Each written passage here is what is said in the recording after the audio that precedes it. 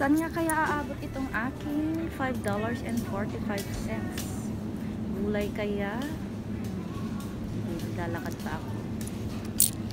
Doon na lang ako sa meat section. Tingnan natin kung ano ang special for today. Ayan, special ang chicken wings. Chicken wings na nga lang. Para mag-fried chicken na lang ako. Diba, favorite naman ito ni Jasmine. Ayan nga, $3.73. Ayan, may matitira pa dun sa akin, $5.45. Ito na lang, $3.26. Ayan, ganyan po ako magluto ng fried chicken. Dinidip ko muna yan sa flour.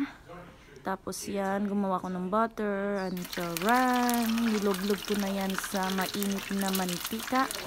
At yan po guys, kailangan mainit yung mantika para maluto ng maayos yung fried chicken. Yan, tignan mo naman po, kulong-kulo. Ayan, golden brown na po yung aking chicken. At malapit na yan maluto. Sobrang sarap po nito guys. Ang magluto po ako sa Ludonga.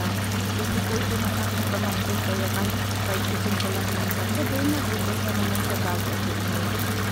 Ayan. Tignan nyo guys, luto na. Crunchy po yan. Saka masarap. Thank you for watching guys. And please don't forget to hit the subscribe, like, share, and notification bell for more videos. Thank you.